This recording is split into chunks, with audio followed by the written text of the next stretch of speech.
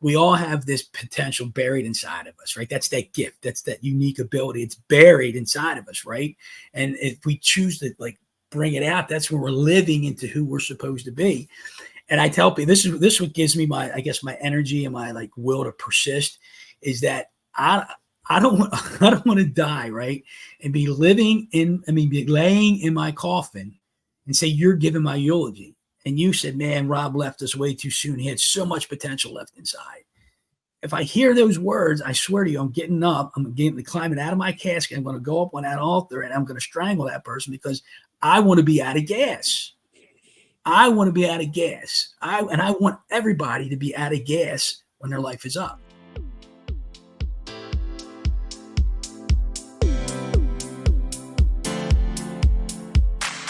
Are you looking for true personal freedom? The freedom to design a life you truly desire? Then you're absolutely in the right place. True personal freedom comes from when you take 100% responsibility and control of your money and your mind. Here, you're going to learn ideas, tips, and wisdom that's going to help you bridge the gap from where you are now to your dream life in the future. My name is Randy Wilson, and welcome to the RichMind Podcast.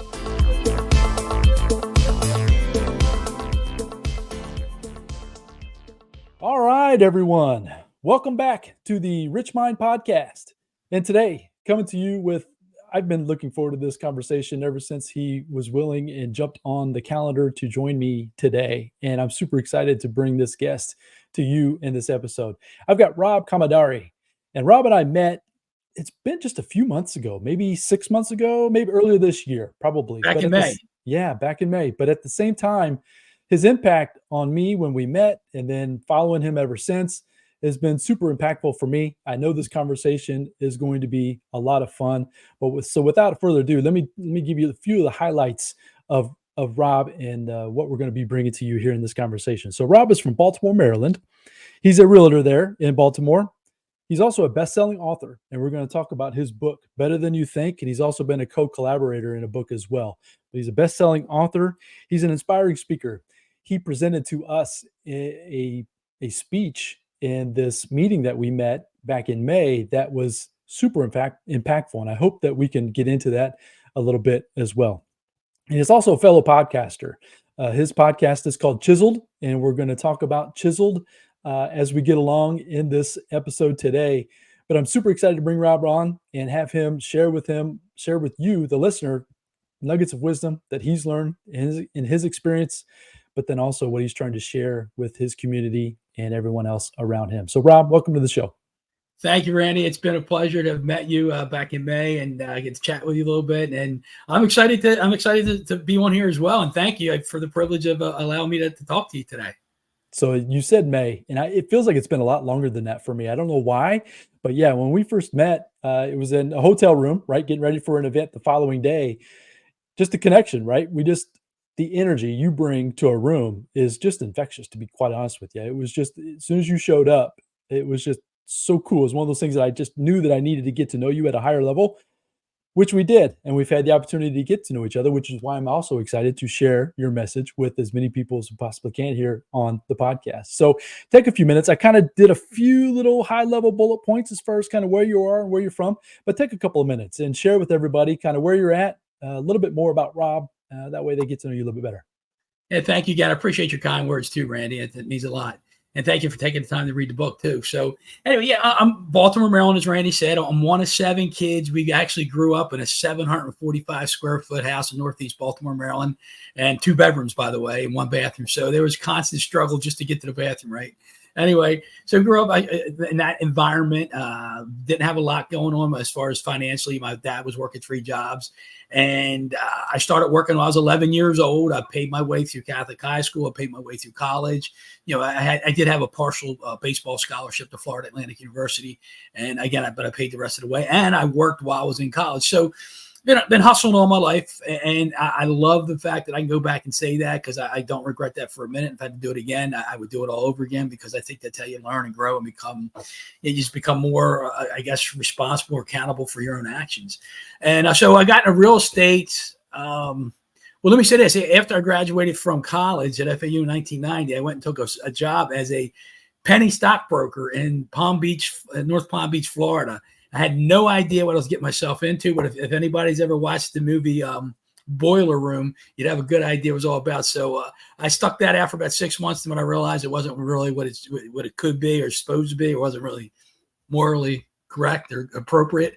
Anyway, but what happened in that environment is one of the things that really changed the trajectory of my whole life. Because while I was there, I would get there early in the morning. When I got there one morning, I was the first one in, but the guy next to me in the cubicle next to me, he had a book on his desk, and it was called The Greatest Salesman in the World. And I'm like, I've never sold a thing in my life.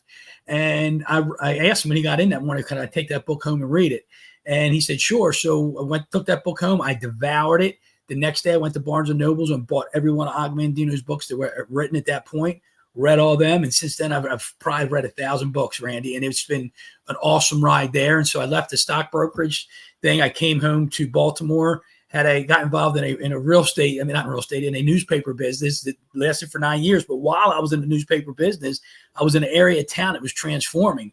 And it was amazing. I was watching the formstone come down, new pointed brick go up, boarded windows come out, or at the wood coming out of the boarded window, new windows going in, new doors.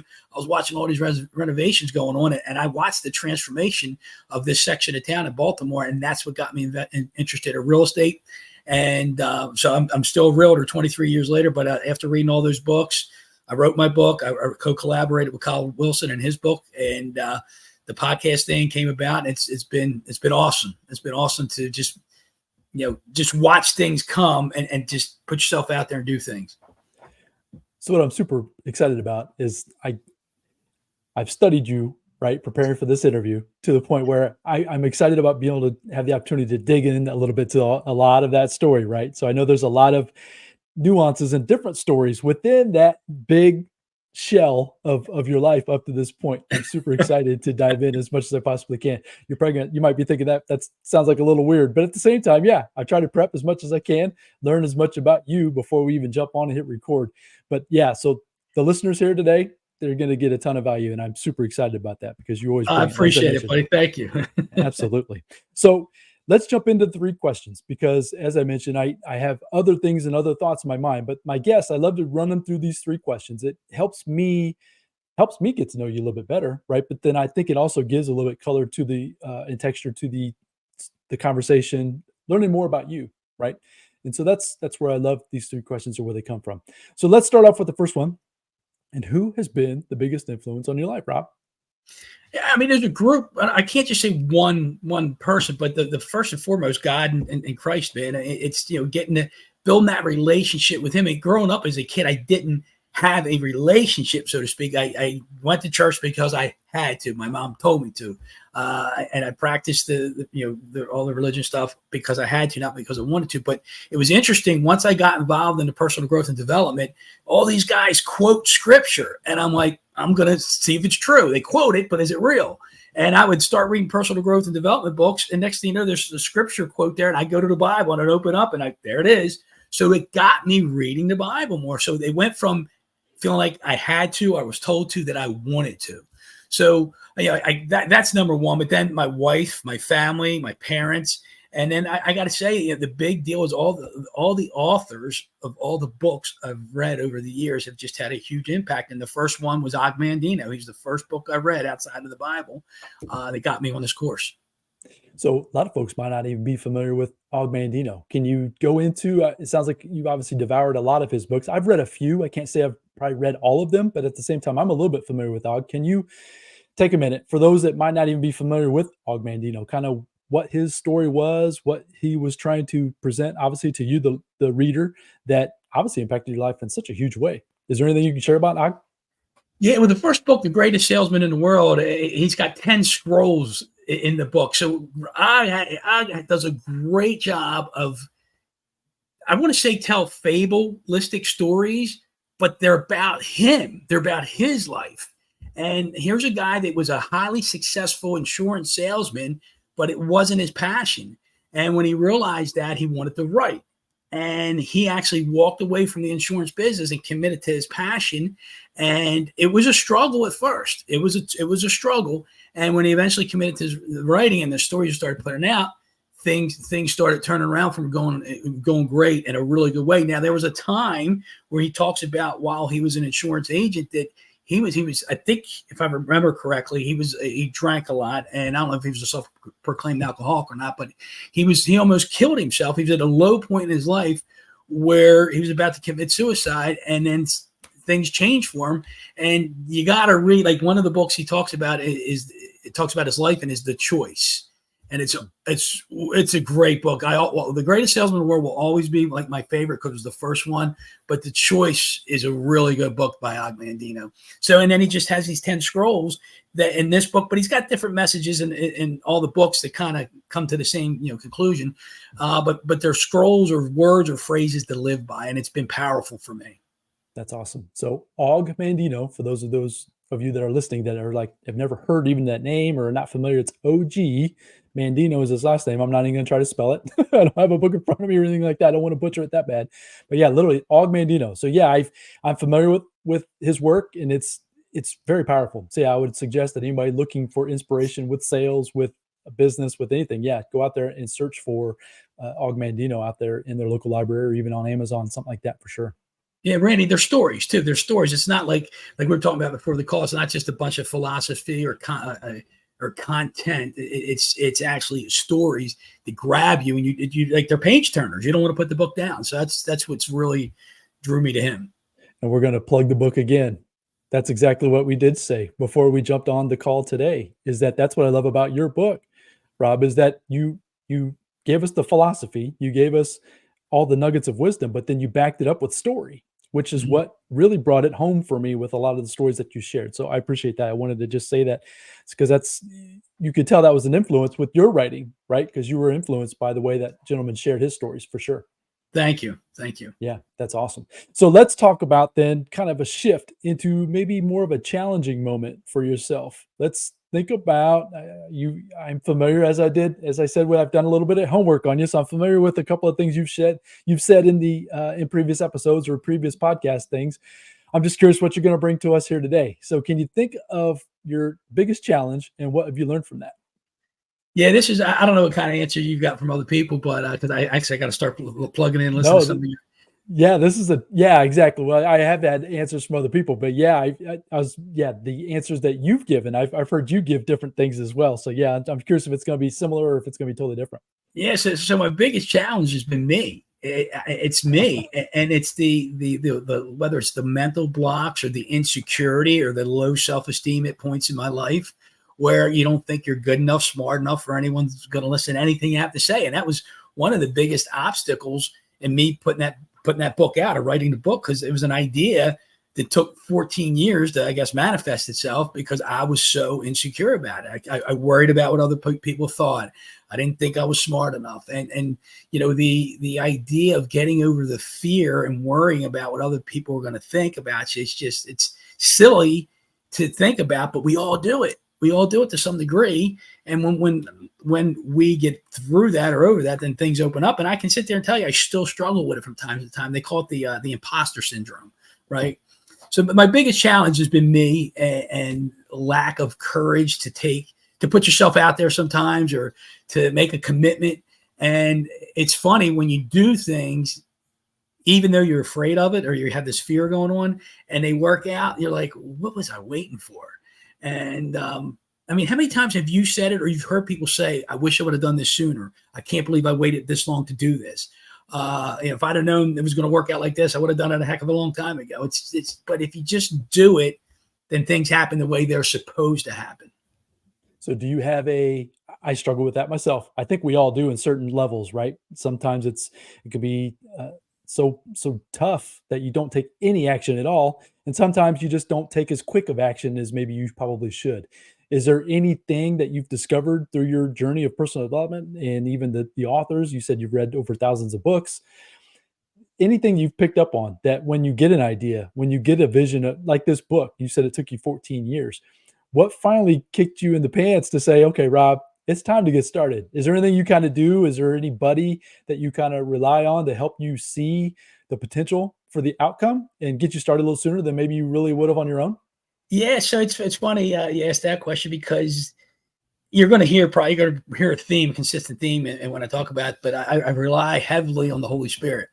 And I say that because when you heard me speak in Texas, and I talk about that voice that's speaking to you, right? And what is that voice? Some call it a higher power, some kind of God, the universe, Holy Spirit, whatever you choose to call it. But that voice is always speaking to you. And I think the key and the trick is to know when it's speaking to you. Like, how do you really know when that voice is talking to you? And over the years, I think I can't say I've perfected it, but I think I got a pretty darn good idea when the Holy Spirit's talking to me. And then it's like, it's just go, just do it. Right. And that was talking to me in 2001 about writing a book. And I was like, nah, that ain't happening. I'm not writing a book. This guy's inner city kid, not much of a, scholastic upbringing, if you will. I was an average student. Like, who am I to think I'm going to write a book? I hated English and I hated writing, but it's like, it's the Holy Spirit I rely on. That's what it is. So it's the tapping into that and allowing it to speak to you in a way that pulls you in a direction without the way I put it is like the ego, right? Your ego is saying, nah, you can't do that, or nah, you shouldn't do that, or whatever, right? But then be able to separate the two and understand that those messages, those internal guidance system, I guess maybe, is pointing you in a direction that if you can just literally just listen, sit with it, even if it's a little uncomfortable, and then just step into it with some faith, right? Everybody talks about having faith, being faithful, all those kinds of things. But if you don't step into it with the belief and the faith that things are going to work out, it makes it very difficult. Would you agree with that? Oh, yeah. I mean, like, have you ever had a time where, like, let's just use a book, for instance, and maybe this didn't happen to you or hasn't happened to you, but like maybe you're in a bookstore or it's somebody's house and you see a book and it just resonates with you. And you're like, you keep walking, right? And I've done this in bookstores. Like, sometimes I go to Barnes and Nobles and they got this shelf, the stand with a bunch of books out there. And I'll be walking by and boom, a title stands out to me like, nah, I'm not supposed to read that. And then I'm like, I look back and I'm like, maybe I'm supposed to read that. And then I read it. And I mean, I can give you example after example of how I recognize it. Now, we all may recognize it, feel it, or hear it in different ways. I know when I know, for me personally, I know when the Holy Spirit's talking to me. I do. Well, you mentioned it very early in the book, and it's actually in the subtitle as far as awareness, right? It's really an awareness that it's there, or even that it could be coming to you at any moment, right? Like you said, you can hear it, see it, feel it in different ways. But if you're not even trying to be aware that it's coming into your life, that's where the challenges, I believe, really come in. That if people would really kind of just sit with it, whether it's journaling, you talk about journaling a lot. I do the same thing. I journal every day to the point where it just helps me get those monkey mind thoughts out on paper to get a little bit more clarity. My story is very similar. I went to the library, found a book, and the book literally jumped off the shelf at me. It's like, read me. And had I not read that book, we wouldn't be having this conversation today. I'm super confident of even knowing that. So yeah, wow. I just love you sharing that part of your story, or how that works for you, because that's been my experience as well. Can I ask you what book that was for you? Yeah, it's actually on the top shelf. We're on the video here. It's actually Retire Rich, Retire Young. It's by Robert Kiyosaki. I was in a challenging turmoil with a job, and I was just like, okay, there's got to be more to life than grinding, working retail. I was working really hard, and I really wasn't necessarily getting much traction in my life. Went to the library and personal finance section because I couldn't think of anywhere else to go. Because, like you said, I'm not a scholar. I'm not necessarily even a reader. I'm not a very good writer. Anyway, school and I were not best friends. But yeah, so that book jumped off the shelf at me. But that book led me to so many different things. Led me to, and I've got it over here on the shelf as well. Lead the Field by Earl Nightingale was inside of that book, which led me to Jim Rohn, which led me to Og Mandino, which led me then to us being in a room together in May. You see what I'm saying? It's like when you look backwards, it's amazing where if you just allow those things to come to you and take some action. I had to take the book home and read it. I had to find the audio program. This is actually still the original box up on my shelf of when I bought it. That's cool. Back probably 15 years ago. That I guess I'm trying to just hammer home your idea that you've got to have the feeling, have the thought, have the awareness, which is the word you used in your book, that I think is super key when it comes to discovering these things in your life. Yeah, and you mentioned the word awareness there, Randy, and thanks for sharing your story too. It's like, I think that what's the trick to understanding that the Holy Spirit or high power or whatever, or voice is talking to you. And I think one of the best things you talked about, journaling is one thing, but then like, I like the whole idea, people call it meditation, getting quiet, contemplating. And there's things like when we're able to quiet our minds, because we got 50, 60, 70,000 thoughts going through our brain every day. It depends, who you listen to or what you're reading. It tells you how many thoughts are going through your mind, but let's just say it's a heck of a lot, tens of thousands. And like, how do you like really focus and get rid of the extra noise and focus on the one thing, and you get quiet. And the more we're able to get quiet and really get quiet and, put off those distractions, the more we're able to receive. So it's like we got these kinked wires in our head. And then when we get quiet, the wires straighten out and we're able to receive because there's no distraction kinking the wires, if that makes sense. It does to me, because I've experienced that myself. So hopefully the listener can kind of hear that. You put the visual with the wires and all kind of thing.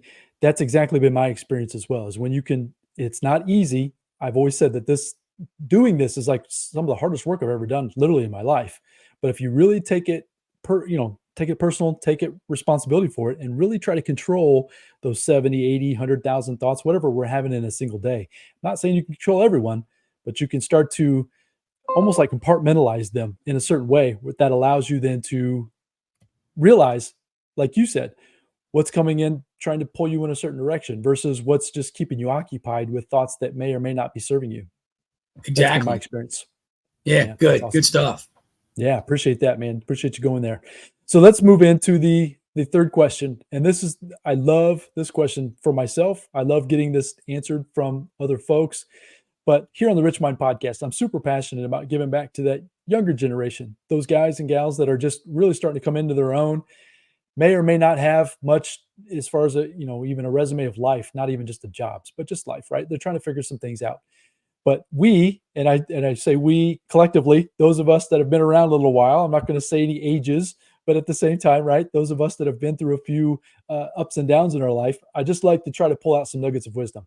So if you could go back to your 20-ish year old self, Rob, and have a conversation with yourself, what is something you wish you would have known then that obviously you've discovered as you've progressed in life? Is there anything that you can think of? Yeah, when you ask that question, it's interesting. I think about, I got a 24-year-old son and I got a 39-year-old daughter. Talk about aging, right? And I have a 21-year-old daughter, and I'm thinking about how do I talk to them? How do I coach them? And I tell them sometimes, and I swear I think this is, people do this and they might not even realize they're doing it. Like, I'm coaching her to do things. Sometimes I'll say, Amanda, I'm actually talking to myself at the same time I'm talking to you. And sometimes we're too proud to admit that. And I'll tell her, I struggle with some of the same things that I'm coaching you on. And I just wish I had somebody in my ear when I was your age, right? And so some of those things are like, put it out there. If you got something going on in your mind, you think it's inspirational, it's good, put it out there. Don't be afraid to put yourself out there, which brings to the next thing. Don't worry about what other people think. Right. Don't worry. And I struggle with that immensely, right? Because we all want to be accepted. We all want to be cool, or we want to be in the group. And we're afraid that if we do things that people think are crazy or goofy or out there, we're not going to be accepted. But so, don't be afraid to fail. Failure is the quickest way to success. So if you're standing on the sidelines watching the game, you're not getting anywhere just watching the game. You got to be in the game, right? Yeah. What's the poem? I forget the poem. The Man in the Arena. The Man in the Arena. Such a profound poem that just blows my mind. It's like you got to get in the game. It's pity the man who's sitting in the stands and watching the game and criticizing everybody because he's afraid to get in the game. And so those are some of the things I would say. And read. I know they got the audiobooks now. And that's another big thing. Get this personal growth and development. Get it in your head. Get it in your heart. And I do believe it starts with the Bible, because it's funny. I talk about this stuff sometimes and people say, what about the Bible? What about the Bible? The Bible's there. I do read scripture. I read it every day. And I do believe personal growth and development comes from there. I mean, you read the Acts of the Apostles, read all the letters of St. Paul, and it's a lot of personal growth and development in there. So, those are some things I would suggest. I can keep going, but those are some of the main points I would hit on. So yeah, I'm sure we're going to cover more of those as we go along, but those were like mic drop moments right there. That was good stuff, because that's the whole point, right? Is that You're just trying to collect ideas, stepping into it. It's like we covered that on on what we were talking about just a few minutes ago, as far as stepping into it, getting in the game, right? Not being afraid of an outcome that may or may not be true, right? It's your imagination determining this potential outcome that is potentially negative, when you can actually flip that and potentially it can be a positive outcome. It's just a shift in your mindset, which I think is where the personal development comes in, right? When you start filling your mind with different ideas, different philosophies, different folks like you, Rob, that can really pour into somebody some wisdom, some things, some nuggets of ideas that can really just propel someone to the next level. That's, I think, where it comes from. So if it comes from the Bible, if it comes from a book from Og Manganito, if it comes from your book, right? Better Than You Think. That's what it's all about. And when you step into that and take action, that's where you're going to start seeing some positive results. Yeah, it's like take action is the key. Take action, take action, take action, and don't be afraid to take the action. And again, there's moments even today I still struggle with it, but it's like instead of waiting 14 years like I did to write the book, I might wait a day or two, a week or an hour. But I know that there's going to be, like, let me go back one thing and say, because you talk about good experiences and bad experiences, right? And I asked the question, are there really any bad experiences? You could say in the moment they're bad, but if you can learn from a perceived bad experience, then it becomes a good experience. It's like a whole counterintuitive thought process that we fail to think about or consider, like something simple, right? Something simple in my real estate business. If I fail to secure a listing, or I'll say earn somebody's trust in the business, I'll call them up. If they just leave me a message or whatever, or they're call me up on the phone with them, I'll ask them, what could I have done differently to earn your trust? And in saying that, you open yourself up, because they're going to come at arrows coming out, bang, pin this up against the wall, right? And you got to be able, with humility, take that, right, and learn from it. Yeah, I didn't get the listing, which is a bad experience per se, right, financially speaking, if you will. But what did I learn that I could apply to the next 10, 15, 100 listings that's going to make me a hell of a lot more money than I lost by not getting that listing? That's just a simple example. Love it. Love it. So that's where these stories that you share are so impactful, because they're just so, we can all resonate with that idea, right? And then start trying to put some of those thoughts and ideas in our own life. So that's super cool. So let's pivot a little bit into this. Let's talk about your real estate. So one area in your real estate business that I really want to hone in on, because I think this could be super impactful for folks that are listening today, is the word that came to my mind is discipline. When you started out 23 years ago, you made a dedicated decision. It wasn't a wish. It wasn't a hope. It wasn't a fairy tale dream. It was a decision that you were going to be disciplined to do certain activities every day to build up these basically relationship capital that has obviously paid you over and over and over throughout these years. I think you know kind of where I'm going with as far as in that story. Can you talk about this discipline that you've acquired and that you stick to religiously even through today, as far as today? I know, Yeah. So talk to me about that. Yeah. So in my first year in the business, I was always under the impression you have to spend money to make money. And so my first year in business, I grossed $41,000. Now I had another job at the time too, but I grossed $41,000 and I netted one. Woo-hoo, right? So I figured, I walked into an office one day and there was a flyer there that says, learn how to do business by referral. And this guy's name is Brian Buffini. So I went to one of his seminars.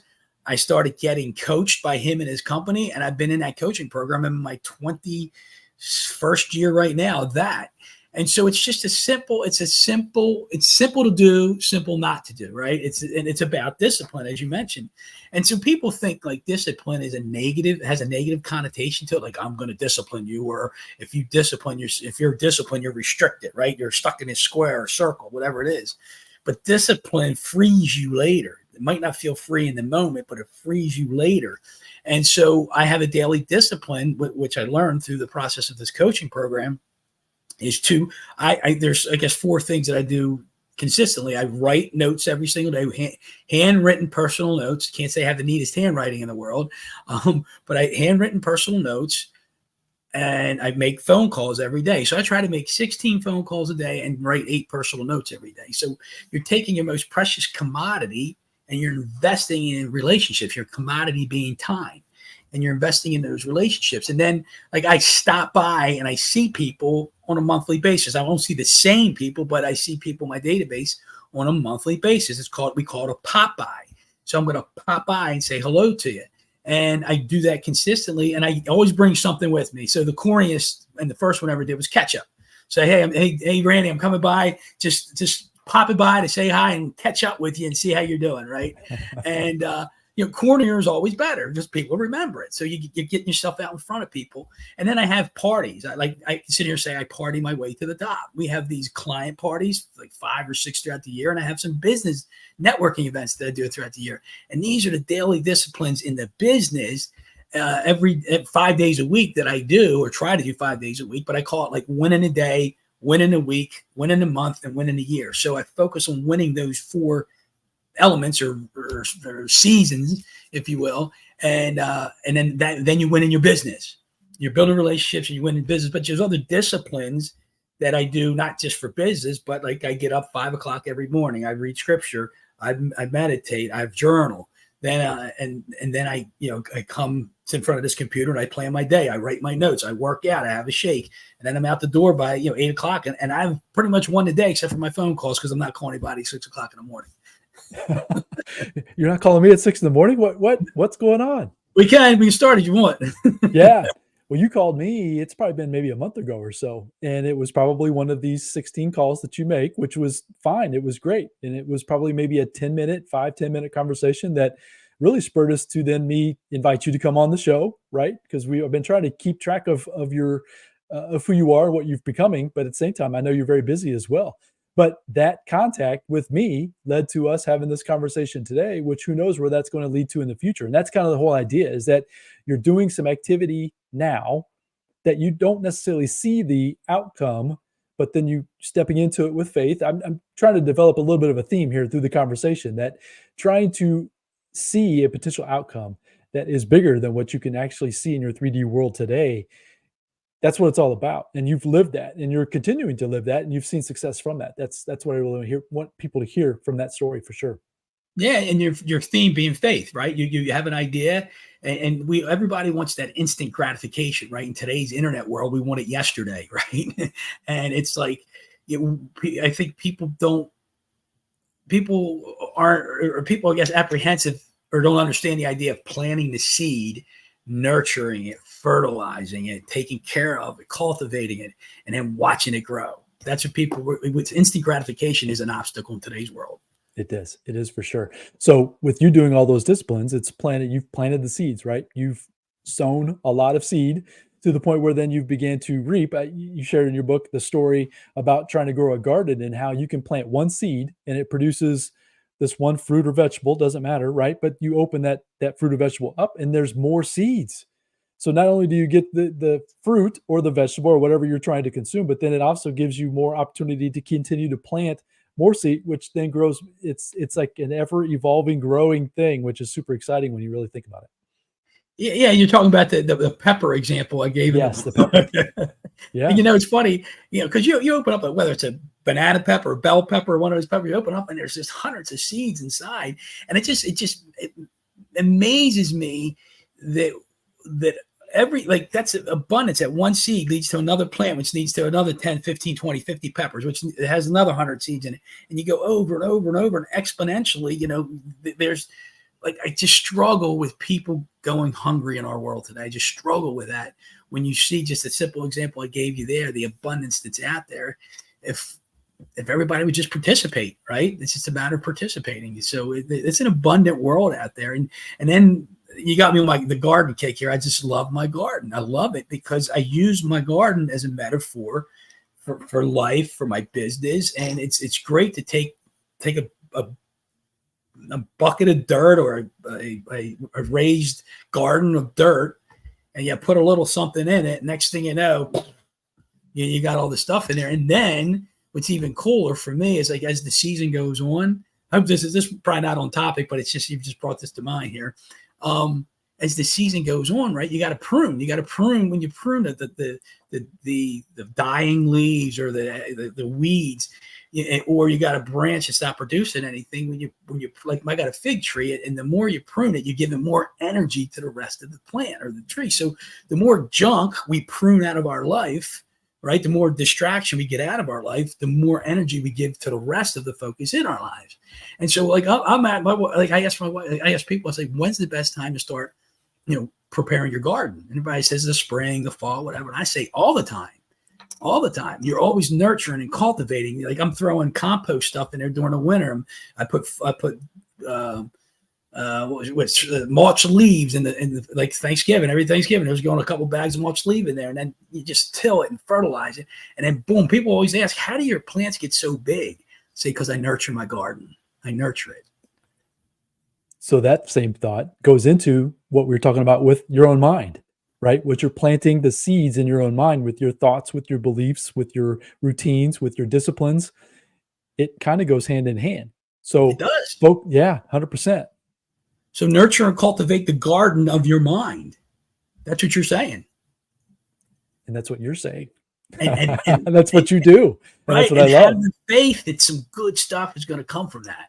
So abundance, that's the word. That's another word that you shared a lot in your book. And I love that, right? There's abundance of everything. And a lot of folks will focus on the scarcity or the lack. It's just a shift. It's just a shift in mindset, shift in beliefs, shifts in faith, right? To realize that there's an abundance if you continue to give, if you continue to plant, right? If you continue to show up with energy. I'm talking about from a personal standpoint, but you've obviously talked about that from your garden. The same kind of philosophies kind of go hand in hand. Oh yeah, and I mean, think about it. I'm one of 7 kids, a 2-bedroom house, didn't have money at all growing up. So I was in the mindset, what I got, I better hold on to and keep it, and not let everybody have any of that. And that's that scarcity mindset. This is mine. If I give it away, I've lost it, right? And the more you give away, it's like that whole thing like this. Like, I'm going to hold on to it, hold on to it. And you squeeze your hands, there's tension, right? But when you just give it away and you open up your hands, it's like you're at peace. You're like, that's abundant thinking, man. Just give it away. And it's like, I know people, and I'm not there yet. Trust me, I'm a work in progress. But I know people that have so much coming in, they can't give it all away because they've continued to give away, and it just keeps coming at them. And trying to believe in that philosophy, and I struggle with it from time to time. But I'm like I said, I'm a work in progress, and I'm continually working on that. I struggle with that one as well, right? So the philosophies and the ideas of giving, continuous giving. So, right, people think of money, or you can give away anything. You can give somebody a smile, you can give somebody your energy, you can give a lot of things. But a lot of times people will equate that to money.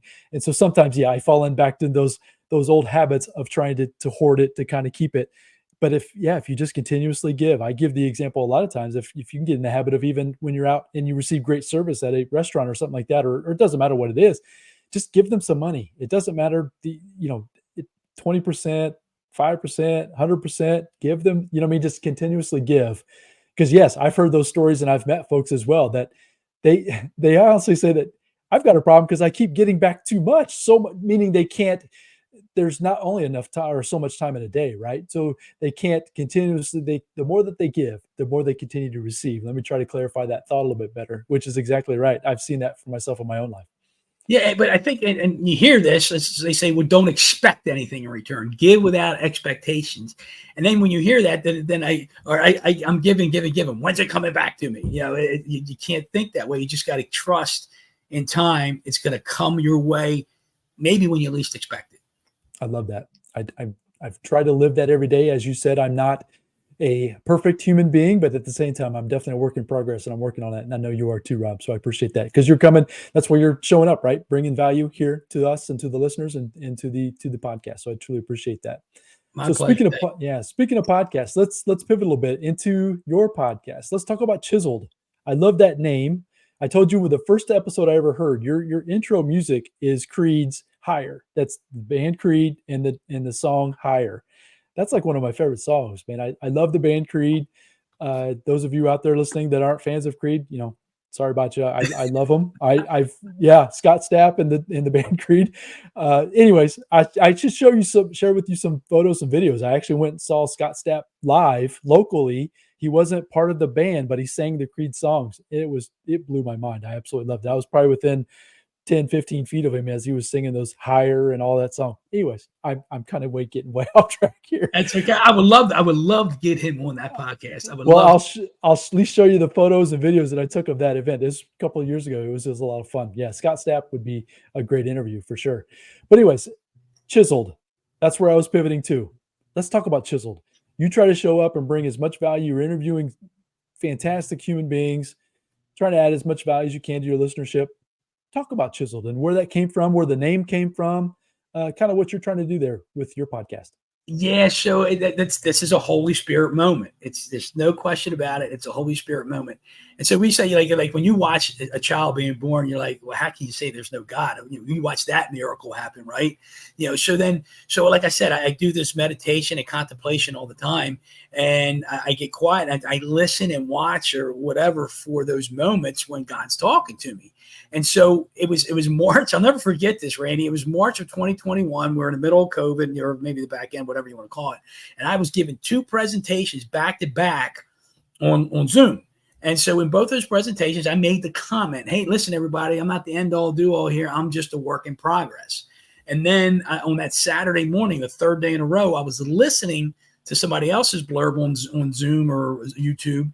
And the girl says, hey, well, I'm just a work in progress. So it was like, I don't know, 10, 15 minutes after that, I'm sitting in my I call it my prayer chair, and I'm quiet. I'm getting quiet. And Randy, I kid you not, as true as I'm sitting here talking to you right now, I'm sitting there, right? I'm in quiet, and all of a sudden this rush, this energy is just coming up my legs. And then the words, work in progress, work in progress, work in progress. They're playing on my head and on my heart. And I'm like, then I had this vision of like a work in progress, a half chiseled statue. And I'm thinking, and I've never seen the statue of David in real life, never seen it. And I'm like, oh my gosh. And I'm like, I start talking out. I'm like, God, so you're telling me to do a podcast, to call it Chiseled, because we're all work in progress. And your first thought is like, I don't even know the technology how to do a podcast. I thought about it in the past, but I'm like, all right, God, okay, I'll do it. I remember saying this out loud. I stood up right behind this laptop where I'm talking to you from now. I stood up like, God, I get it. I hear you. I'm willing to do it. You just got to bring me the people. I know the content will come. Bring me the people, and I'll honor that. And that's how it started, man. And knowing in my heart of hearts that it came from God or the Holy Spirit, I'm like, I'm going to do it until he tells me not to do it. I'm going to continue to, until he tells me what's the next thing. Like, I don't know yet. But there's more coming. So you're not afraid to reach out to some what I would consider higher level folks. You shared with me in a story.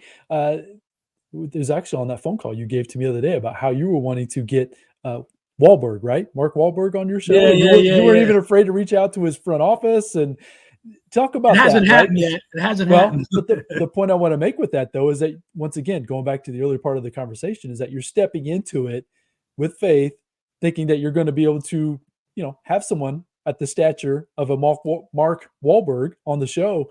I mean, just the value that would bring to your community. There again, planting seeds to then reap a huge harvest at the end of the day. That's super cool. So as far as like having the courage to step into a podcast, I mean, there might be somebody out there right now that's like listening to us, you and me right now.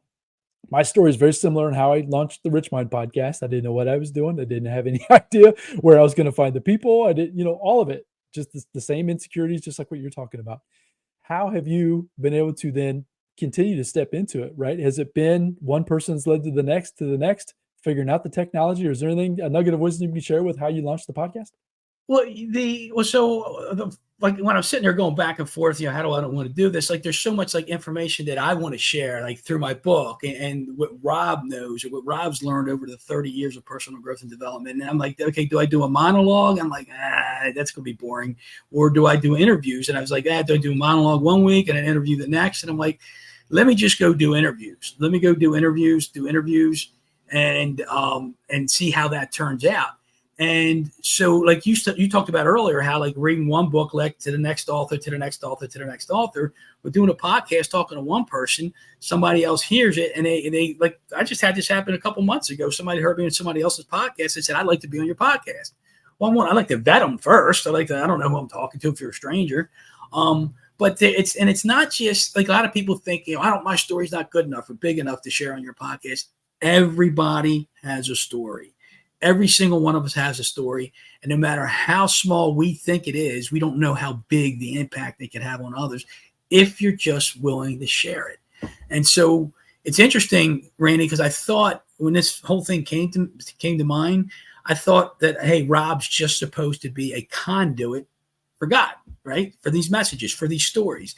Share people's, whether they're redemptive moments or just inspirational things or whatever, right? There's some financial stories in here too, or how to be a good steward of money.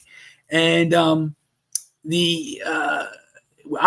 guess it was about a year ago, I was in the middle of a podcast just talking like you and I are right now. And I'm like, boom. I'm like, oh my gosh, this isn't just about me being a conduit for others. This is about me getting better too, getting better for others. And I'm telling you, every podcast I'm on, I'm jotting notes and I learn something. And I'm like, all right, this is part of me getting chiseled, right? Not only helping share the stories, but getting chiseled in the process. I love that. So I agree with that 100%. I've probably done maybe 30, maybe 35 episodes or interviews similar to this, right? And I will agree. The wisdom you can gain just from having a conversation. I told you when we hit record, I just want this to be a conversation. Yes, I'm going to pepper you with some questions, but at the same time, it's just a matter of just you and I going back and forth. But the wisdom that you can gain in a relatively short period of time is like, it's mind-blowing. So yeah, I agree with that 100%. That's been my experience as well. And what's cool about it too, Randy, is that obviously we have these on, like where you and I are using StreamYard right now, and you save these recordings, you download them, and they're, I guess the word's evergreen. I mean, you can always go back. And I'm like, gosh, like so far I've had 63 live episodes. I mean, they've gone live, and I got like another 10 or 12 in queue. And like, man, I've had 75 conversations with people that I knew or didn't know until then that I've learned something from. And I'm like, how precious is that? Right. And so I'm just blessed. I'm blessed and fortunate to be able to do that. Oh, and I'm sure your listeners appreciate you doing that, right? Because it does take a little time, does takes a little effort, but at the same time to prepare, to get ready, right? Because you have to show up with a certain amount of energy and the questions and all that kind of stuff. So it's not like you just hit record and, oh yeah, hi Rob, how are you today? And I mean, it's not that at all. It takes a little bit of work, but at the same time, putting in that effort creates a result that will impact not only yourself, but then obviously your listenership too. So I appreciate you doing that for sure.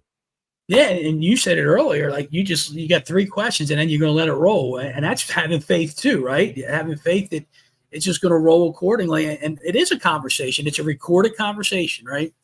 I love it. Yeah. This is the best, I'm kind of in a transition with jobs and businesses and all that kind of stuff. And so that's where kind of this spurred the RichMind podcast came from. And I'm absolutely loving doing this, right? I love it. It's a creative outlet for myself, meaning I'm able to have a conversation with you, but then I'm crafting the question that I've got for you next in the back of my mind. Obviously when you're listening and watching, you can't see that, but so it's a back and forth, but I'm actually having a conversation with myself at the same time, because I know exactly where I want to take you with the next question. It's just a lot of fun. So if anybody's creative out there, I really highly suggest that you just give it a shot. The worst thing you can do is you just record a few things, and if you don't like it, just delete it. It's not the end of the world one way or the other, but you'll just keep getting better. Yeah. I like the way you said that, because it's like you gotta have the next question, but you got to pay attention to what's being said. And it's funny because like sometimes I'll just have like a notepad next to me, and you'll be talking and I won't be looking at what I'm writing, but I'll write down the word like abundance, it's scribbled, and then you'll finish whatever you're saying. And I come back to it. And that's how I don't forget and how I don't have to worry about not focusing on what you're saying. But it's like you say, you got to be creative in that sense to come up with the next question. I love it. So yeah, that's where it's been super fun for me. So I just wanted to have folks that are listening that I encourage you, if that resonates with you at all, as far as a message that you've got in your heart or a group of people that you want to connect with, a podcast is just a great way to do it. Another great way, and here's a pivot. So here's this voice in the back of my head, right? You ready, Rob? We're going to pivot. I'm ready. Okay. One thing you're great at, and I love people that can tell stories, that can share with their verbal communication and even their physical communication, right? The ability to share a story that is really impactful for people. And as I mentioned earlier in the show, you shared a story, or it was a story. It was a vision back with us back in May that I was hoping you could go into that a little bit. I believe you wrote about it a little bit in the book as well. But can you remember that story that you shared About with us? the jailbreak story, Jailbreak. right? That's exactly Yeah. right. Yeah. So Yeah, that's where I'm leading you to. I'm trying to lead you to the jailbreak story. Can you go into that a little bit as far as that story and just how much fun that is? It's great. And kudos to you, because like you said, you love doing this, because my guess is you feel like you're in your element right now as you're speaking on this thing, right? Yeah, I feel like I am. And I appreciate you saying that. Yeah, because I can totally empathize with everything you're saying here about the feelings, the questions, so on and so forth. So I alluded to a little bit of that jailbreak story earlier when I talked about listening to that voice, and I was in Toastmasters. I got in Toastmasters in 2001. I remember going to Toastmasters. And for those who aren't familiar with it, Toastmasters is an international public speaking forum where you go to learn to be a better, and I'm going to say, communicator. Most people think it's to be a better speaker, but you become a better listener in the process. And you have to be open to that, because I got to speak. No, you have to speak and you have to listen, right? Which is very important. So I had been at Toastmasters, I don't know, for a year or so. And I would backtrack, because you talked about the stories a little bit. I'll backtrack a little bit here. So I got into Toastmasters. I've been reading personal growth and development at this point for about 10 or 11 years. And I got in the international speaking contest. And I got in it, and I won our club thing. And then I went to the next round, and I didn't win, and I didn't even place. It was like 7 of us, and I didn't place. And a guy pulls me aside afterwards. He goes, "Rob, you do really well speaking. In fact, you're a great speaker, but you're not. You got to tell stories. You're not telling any stories."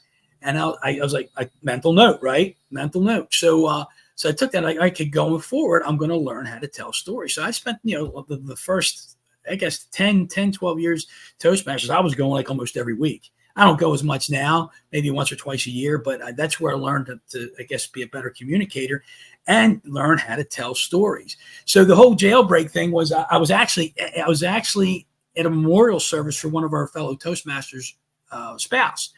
And while we were at the service, this other lady who's been in Toastmasters for a long time, she's one of our mentors in Toastmasters. Her name's Karen Story.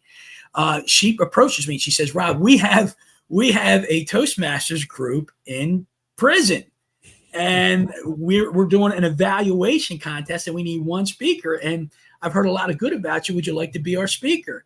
And sure enough, I'm like, "Yeah, put yourself out there. I'll just go ahead and say yes." And interesting enough, so I'm like, about an hour after I said yes, I'm like, what did I just get myself into? I'm going to go to jail, and I'm going to talk to prisoners.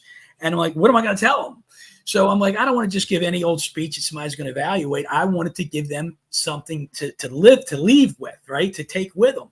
And so I was at another Toastmasters meeting like the next week. And I swear to you, Randy, I'm sitting at the table, and I got a napkin in front of me, and I'm just sitting there, and I got a pen in my hand, and the word jailbreak just came out on paper. And I'm like, I'm looking at it. I'm like, oh my God, this is fantastic. I'm going to go into prison. I'm going to do a speech on jailbreak. I'm going to fire these guys up, right? And then a lot of times we hear this voice. We know God's talking to us, and we know it's a great idea. And all of a sudden we say, nah, that ain't happening. I can't do that. I'm not good enough. There's no way that's going to happen, right? So we start to downplay it, right? We downplay it, which is just our natural instinct to do that. And we self-sabotage it. But I remember, and I remember sharing this at our Texas event, years previous to that. I was at a real estate event, and I met this guy, and we connected, and he called me like 6 months after that. And he says to me, he goes, "Rob," we're on a call out of nowhere. He goes, "Rob, something told me to call you today. And I just want you to know, you'll go to the next level in your life and the next level in your business when you start trusting that voice inside of you." And I had to ask him to say it again. I'm like, that's profound, man. You'll go to the next level in your life and your business when you start trusting that voice. And so I wrote the word jailbreak. I'm fired up. I heard it loud and clear. And then I started, doubting it and, self-sabotaging and just downplaying it. And I remember what that guy said to me. And I'm like, the voice told me to use jailbreak. Jailbreak it is. And so we went into Chiseled prison, and as a guest, as I said earlier, I was just a guest, and I wasn't doing any time from anything illegal. But anyway, and there was 20 guys in there. I don't know if you want me to go into the story. It's up to you. You tell me.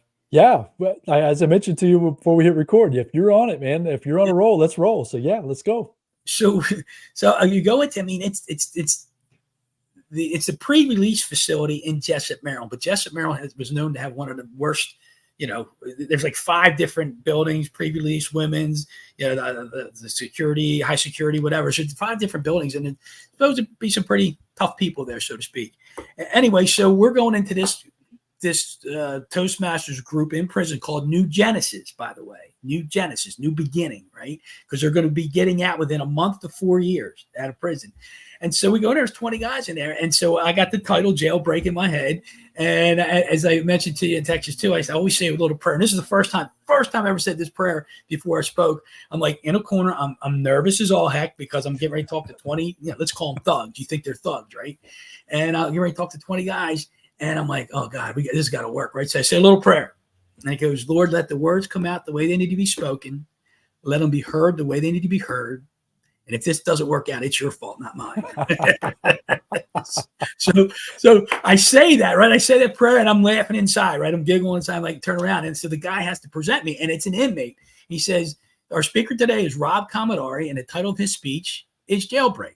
Rob Commodari, Jailbreak. And if you could have looked at these 20 guys, their eyebrows are like this, and they're like, what's this crazy dude going to talk about, right? And so I turn around, looked at everybody like, it's go time. And I'm like, all right, everybody.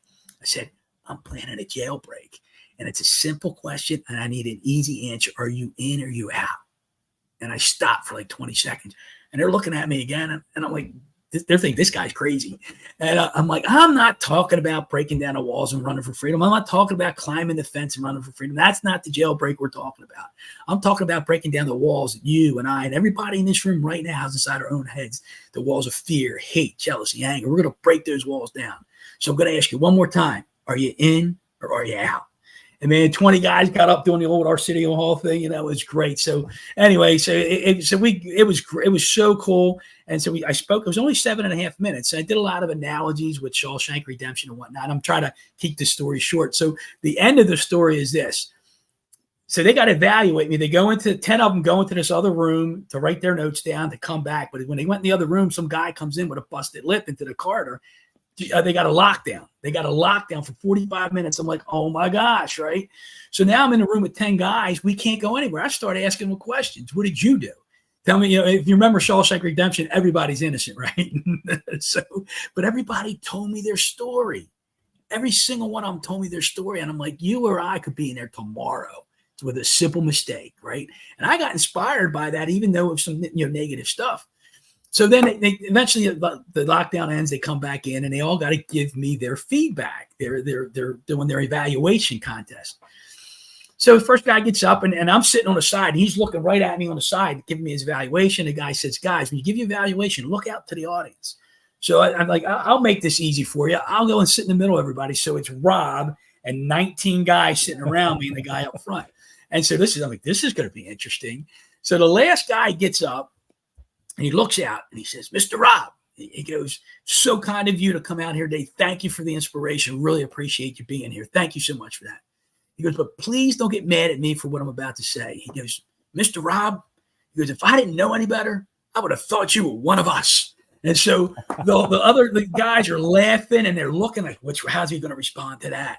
And I looked at the guy, man. I said, man, all you did right now is you paid me the biggest compliment you could have paid me. I came down here and I wanted to give you guys a message and a message of hope. And by you saying what you said, we connected. I just want to connect with you guys, and you just validate the fact that we connected. And I'm so appreciative of that. And just so you know, I'll be back, right? And so anyway, we finished. That was such a great experience. And you leave there. I'm leaving there. It's the middle of December. It's a cold winter morning of December. I'm leaving there. I look in my rearview mirror, and I'm shaking my head. And there's this razor wire, the top, middle, and bottom. And I'm like, something just happened there. There's no question in my mind that the Holy Spirit was in that room. There's no question. So sorry if I was too long-winded on that, but that's perfect. That's exactly where I was hoping you'd take it. And so I heard you tell the entire story, but that synopsis of it, that little snippet of it, that's exactly, you brought it home. And that's exactly what I was hoping you would do. I knew you're a great storyteller, and I love people that can do that. And so I just to encourage you here on this recording to continue to do that, Rob, meaning I know you're trying to continue to step out there and speak in rooms, big rooms, small rooms, doesn't matter. I know that's really a huge thing that really you're trying to take your life to the next level as far as being a writer and a speaker. Can you talk about that at all? I know as far as the desire, right? You had the desire, you've done the training, you've got all the skills. Now you're trying to get into the different rooms. So is there anybody, if someone is sitting there saying, okay, this guy, Rob, I need to have him start speaking to my group or to my friends or to whatever. Talk about that as far as how you're trying to impact folks through your voices and in your stories. Yeah, thank you for giving me the opportunity to do that too, by the way. Like, I think God blesses every one of us with gifts, unique gifts and abilities. And I don't know if you're familiar with the parable of the talents, but basically he gives us all talents and gifts. And if we can go multiply those gifts, or we can bury those gifts. And if we choose to bury the gifts, he's going to give them to somebody else, and they're going to evolve, or they're going to have this great success from that gift that we could have used but chose not to out of fear, right? And so when I started doing the Toastmasters thing, and I started feeling really comfortable, and I do feel energy when I'm in front of people, and it's not for Randy, I'll just sidetrack real quick. One time I was talking in front of a group of, it was about 100 realtors. And I remember when I would get up in front of people, it was all about me. It was my ego. I hope I look good. I hope I sound good, man. I hope I wow these people. And I was in the middle of a presentation. I will never forget this. Like, you were talking like you have something coming in the back of your head and you got something coming out in front of your mouth, right? At the same time, I was in front of these realtors. And in the middle of it, right in the middle of it, I felt this voice in the back of my head saying, this is not about you. This is about them. Make it about them and you will have more success. Make it about them. And I'm like, wow. And I kept talking. It was the same message delivered from a different mindset. And so I really feel energized. I feel I'm in my element. I feel like I'm supposed to do this. Like God's saying, you need to do this. And I just this is one of my other procrastinations, asking for that opportunity to get in front of people to chat, especially when, you charge for it, right? That's an insecurity of mine. I'm like, why would anybody want to pay for this when I should just give it away for free? Right. So I struggle with that, but I just spoke to like 50 realtors about 2 weeks ago, and I loved it. Absolutely loved it. And I'm talking to realtors about how to build their business. The scarcity mindset would say, why would you do that? And the abundant mindset would say, there's enough out there.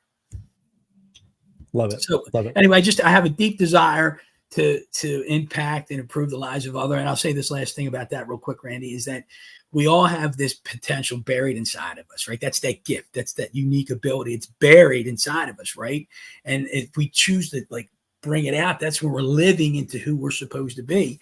And I tell people, this is what gives me my energy and my will to persist, is that I don't want to die, right? And be laying in my coffin and say, you're giving my eulogy. And you said, man, Rob left us way too soon. He had so much potential left inside. If I hear those words, I swear to you, I'm getting up. I'm climbing out of my casket. I'm going to go up on that altar and I'm going to strangle that person, because I want to be out of gas. I want to be out of gas. I want everybody to be out of gas when their life is up. There's always more potential, but I want to be out of gas, meaning give it everything I got every day. And then if I do that, then I ran out of gas. Love it. You, speaking of gas, speaking of energy, you've brought it today, brother. And I truly, truly appreciate it. I knew, as I mentioned from the very beginning, I knew that this conversation was going to be a ton of fun. I knew I was going to be able to take you in different directions, and you've delivered with the different stories, with the different ideas, with the philosophies, with so much, man. This has been nugget after nugget after nugget after nugget. This is going to be something that somebody's going to want to replay over and over again. And if folks want to get a hold of Rob and learn more about how they can possibly have you come in and speak, or even learn more about your book, we're going to talk, obviously we've talked about your book, Better Than You Think, as well. We've talked about your podcast, Chiseled. Where is the best place for people to say, yeah, get Rob on their team, right? Have Rob start speaking more into their life. What's the best place for people to do that? Yes, there's a couple different email addresses. My work email address for real estate is rob@talktorob.com. Very easy to remember, all letters, rob@talktorob.com. But my author, speaker, podcast website is more rob@robcommodariauthor.com. So, and you can see how to spell my last name on the screen here in front of you. So that you can find me on LinkedIn, you can find me on Instagram, Facebook. You find me there as well. And look, if somebody's out there and you want me to get in front of your group, whether it's 10 people, 100 people, 1,000 people, I want to help, and I love to have that opportunity. So folks, take him up on that, because I will tell you from experience, I've been in rooms many times with folks that have the gift or have taken the opportunity as far as honing their craft of telling a story, using words to paint pictures is something that not a lot of folks can do. I'm not great at it. I'll be the first to admit I'm trying to get better at it, but because I've tried to get better at it, I've been able to recognize folks that do it really well. And Rob is definitely one of those guys. So hit him up. I'll have all the links in the show notes for this episode. Find him on social, follow him everywhere you possibly can. Grab a copy of his book, Better Than You Think.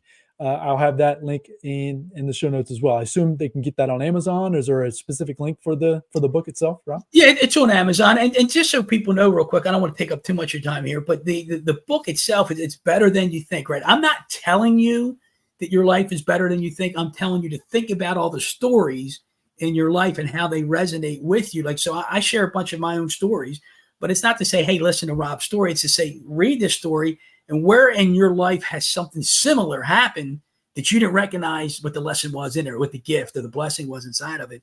And sit, because there's questions, as we talked about before, there's questions in each chapter. And I just want you to think. I just want the reader to think about their own life and come to the conclusion that life may be better than you think. I love it. I love it. So folks, go out there, grab this book, follow Chiseled, follow Rob on the socials, hit him up on his website, try to get him in front of your group. Even if you're just trying to connect with him in a virtual setting like this, I'm telling you, your life is going to be better for it. So Rob, man, I really appreciate you coming on the show today. This has been a lot of fun. It's been fun for me too. And again, thank you for the opportunity. I'm grateful for you. And then we're going to get you on Chiseled here soon. I look forward to that opportunity, right? You can try to pull some of those little stories out of me. That would be a lot of fun. I would definitely love that as well. So it's folks, coming, buddy. It's coming. Yeah, it's going to be great.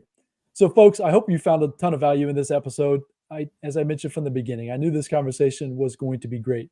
Rob and I haven't been in a relationship for a very long time, but the interactions that he and I have had have been a lot of fun. He has so much wisdom to share, so many different stories to share those nuggets of wisdom within, right? To be able to craft those images in your mind with the way he speaks and the way he writes. It's just a lot of fun, and I knew you would find value in this message. So go out there, follow Rob. I would appreciate it as well. If you're enjoying this podcast, if you wouldn't mind taking a few seconds to go out to the platform that you're listening on and share a review, a 5-star review if you feel it warranted, I would greatly appreciate that. Share some feedback. I would love to hear what you're thinking about this episode and then the other episodes that I've done as well. I really, truly would appreciate that as well. So go out there, have a fantastic day. I look forward to bringing you the next guest again very soon. And until then, bye now.